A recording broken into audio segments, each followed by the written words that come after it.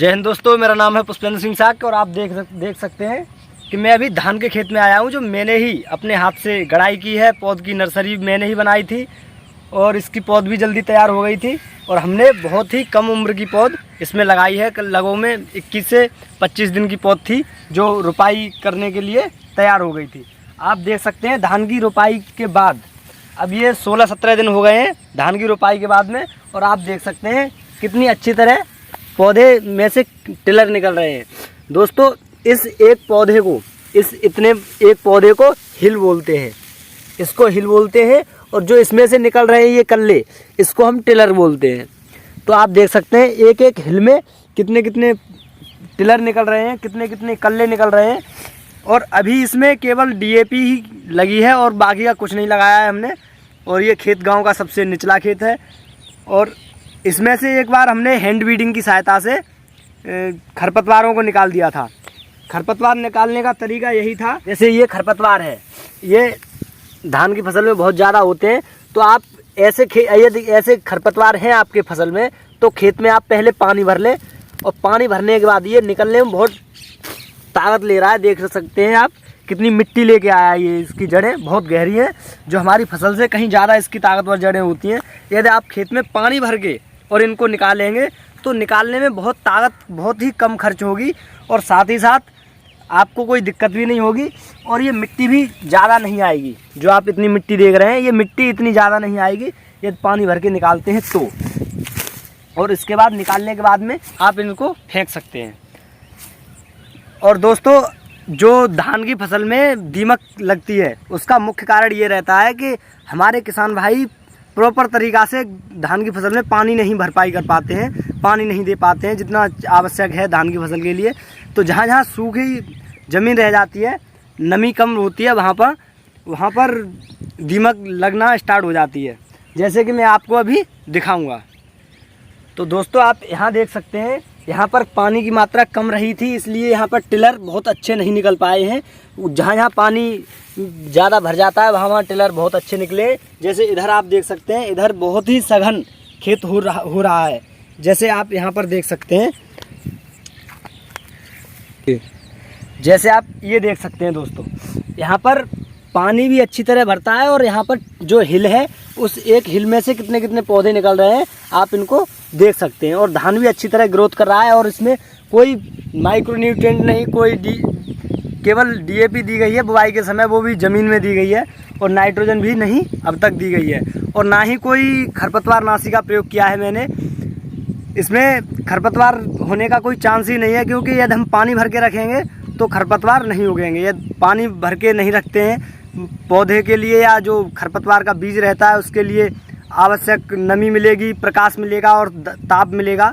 सूर्य के लिए सूर्य से यदि प्रकाश नहीं मिल पाएगा तो वो अंकुरण नहीं कर पाएगा, क्योंकि पौधों बीज के लिए जमने के लिए उसके आवश्यक चीज़ें पर्याप्त मात्रा में मिलना आवश्यक है। इसलिए पौधा उग सकता है यदि सभी चीज़ें मिलेंगी तो। यदि कोई चीज़ नहीं मिलती है उसके लिए, मान लीजिए प्रकाश मिला और उसके लिए एयर नहीं मिली, हवा नहीं मिली, तो पौधा या बीज नहीं उगेगा।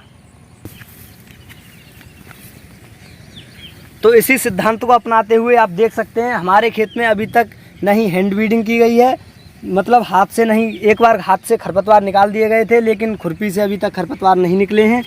और साथ ही साथ इसमें कोई भी हर्बिसाइड नहीं यूज की गई है, मतलब जो खरपतवार मारने की दवाई है, घास कूड़ा ख़त्म करने की दवाई है, उसको हमने अभी तक नहीं लगाया है इस खेत में, और ना ही लगाने का कोई चांस बन रहा है।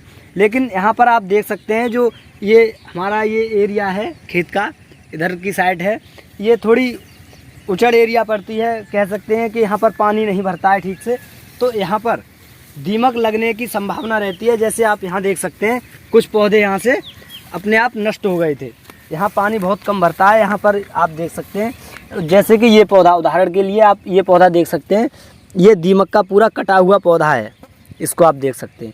ऐसे एक नहीं, ऐसे कई पौधे आप हम दिखा सकते हैं।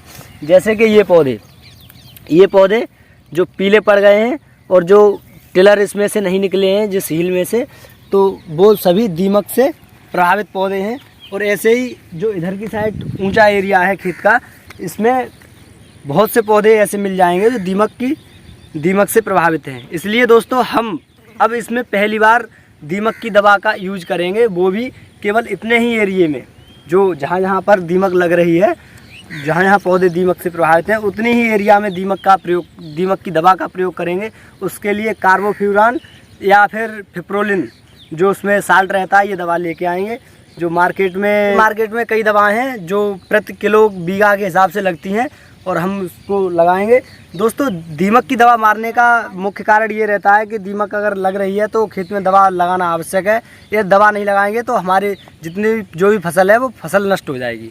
और साथ ही साथ में जब दीमक की दवा लगाते हैं तो आप यहाँ देख सकते हैं केचुआ, ये केचुओं की मिट्टी है, ये जिसको हम गेसा भी बोलते हैं, किसान के मित्र बोलते हैं इनको, केचुआओं को। और ये प्राकृतिक हलवाहक हैं, मतलब अपने आप खेत को जोतते रहते हैं, नीचे की मिट्टी ऊपर लाते रहते हैं और ऊपर की मिट्टी नीचे ले जाते रहते हैं, जिससे हमारे खेत में प्रकाश संश्लेषण क्रिया, वो प्रकाश और वायु अच्छी तरह से जाती रहती है, जिससे पौधे प्रकाश संश्लेषण की क्रिया करने में बहुत ही उनको लाभ मिलता है। इसलिए जो केंचुए रहते हैं किसान के लिए बहुत ही फायदेमंद रहते हैं।